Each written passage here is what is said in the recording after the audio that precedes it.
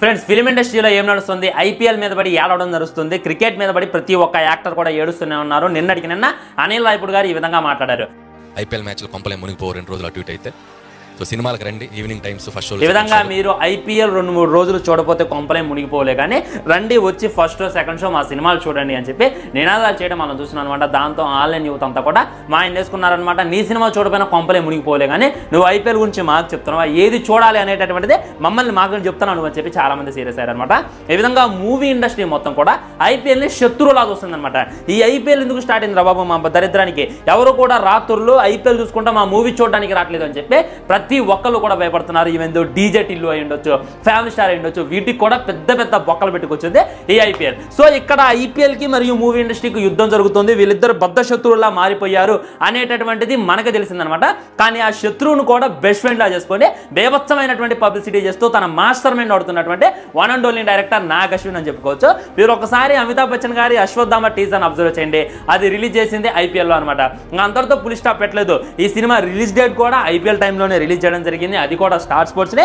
వాళ్ళు బాగా పీక్స్లో ఉన్నటువంటి క్రికెట్ టీమ్స్ని పట్టుకొని దాన్ని పబ్లిసిటీ చేసుకుంటూ రిలీజ్ డేట్ని పెట్టారు ఈ రోజు చూసుకున్నట్లయితే కేకేఆర్ వర్సెస్ ఎంఐ మ్యాచ్ ఉంది దీనికి కూడా బీభత్సమైనటువంటి హైప్ ఉంటుంది అటు కోల్కతా వాళ్ళు ఉండొచ్చు ఇటు ముంబై వాళ్ళు ఉండొచ్చు ఇటు రోహిత్ శర్మ ఫ్యాన్స్ ఉండొచ్చు అందరూ కూడా 1000 కళ్ళతో ఎదురు చూస్తూ ఉంటారు ఈ మ్యాచ్ ఎప్పుడెప్పుడు అని సో అలాంటిది ప్రభాస్తో రివీల్ చేయాలి ప్రభాస్తో మాట్లాడించాలి అని చెప్పి నాగ్ అశ్విన్ చేసినటువంటి ఈ మ్యాజిక్ ఏదైతే ఉందో ఇది ఇంకో లెవెల్ అనమాట ఇది ఒకటే కాదు ముందు దీపికా పదుకునేతో ముందు కమల్ హాసన్ గారితో మాక్సిమం ఐపీఎల్ ఫైనల్ గురించి కూడా డిస్కషన్ చేయించేటటువంటి ప్రయత్నం ఐపీఎల్ ఫైనల్ గురించి కూడా యాడ్ తీపించేటటువంటి ప్రయత్నం నాగ్ అశ్విన్ చేస్తుందంటే నిజంగా ఆ మాస్టర్ మైండ్కి అయితే మనం సెల్యూట్ కొట్టాలన్నమాట 20 రోజుల క్రితం కల్కి సినిమా గురించి ఎవరు మాట్లాడుకోలేదు 20 రోజుల క్రితం కల్కి సినిమా ఎప్పుడు వస్తుందని చెప్పి ఎవరు కూడా ఎదురు చూడలేదు కానీ ఇప్పుడైతే ప్రతి ఒక్కరు కూడా ఎదురు చూస్తున్నారు ఎలా ఉండాలి పబ్లిసిటీ అంటే జస్ట్ 20 సెకండ్ల వీడియోలోనే ఏ మాత్రం కూడా వీడియోని రివీల్ చేయకుండా ఏ మాత్రం కూడా మాట్లాడకుండా ఏ మాత్రం కూడా యాక్షన్ సీన్స్ పెట్టకుండా మనల్ని అందరినీ ఆలోచించేలా చేశారు చాలా మంది గూగుల్లోకి వెళ్ళి అశ్వత్థామ రియల్ స్టోరీ అని కొడుతున్నారు అశ్వత్థామ నెత్తిన ఎందుకు అలా ఉందని కొడుతున్నారు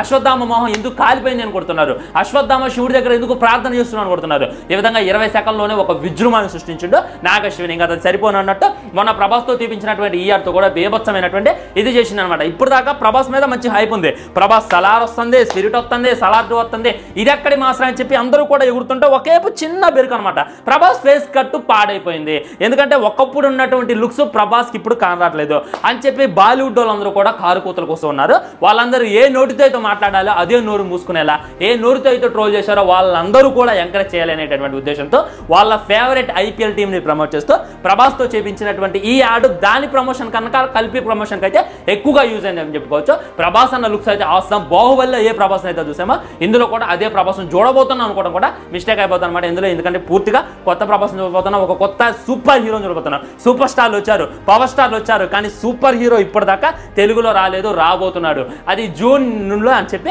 క్లారిటీగా అర్థమైపోతుంది ఫ్రెండ్స్ సో మీకు ఏ విధంగా అనిపించింది ఏ విధమైనటువంటి పబ్లిసిటీ వాడాలి ఇంకా ముందు బేభత్సమైనటువంటి పబ్లిసిటీలు అంట మ్యాచ్ ఫైనల్కి ప్రభాసం తీసుకొచ్చేటటువంటి ప్రయత్నం అంట అండ్ సెమీస్లో చూసుకున్నట్టయితే కమల్ హాసన్ గారి టీజర్ రిలీజ్ చేసేటటువంటి ప్రయత్నం అంట ఈ విధంగా ఐపీఎల్ని బద్ధ శత్రువుగా చూస్తున్నటువంటి మూవీ ఇండస్ట్రీని అది పక్కన పెట్టేసి బెస్ట్ ఎంజాయ్ చేసి తన సినిమాని ప్రమోట్ చేయడంలో వాడుకుంటున్నా అంటే నిజంగా ఎక్కడైతే నాకు రాజమౌళిని మించిపోయిండు అనేటటువంటి ఫీలింగ్ కూడా కలిగింది ఫ్రెండ్స్ ఎందుకంటే ఐపీఎల్ని ఇప్పటిదాకా ఏ సినిమా వాళ్ళు కూడా ఇంతలా వాడుకోవాలి అంతలా వాడుకుంటూ నాగ్ అశ్విన్ ఇంకా ముందు కూడా గట్టిగా వాడుకుంటాడు అని చెప్పి కూడా క్లారిటీగా అర్థమవుతుంది ఇంకా ఈపీఎల్ అయిపోగానే సినిమా రిలీజ్ అవుతుంది ఇక అందరికీ కూడా పీక్స్లో ఉంటుంది ఈజీగా సినిమా అటు ఇటుగా అయిందంటే 2000 కోట్లు బరాబర్ వస్తాయని చెప్పి నాకైతే అనిపిస్తుంది సో మీకు ఏ విధంగా అనిపిస్తుంది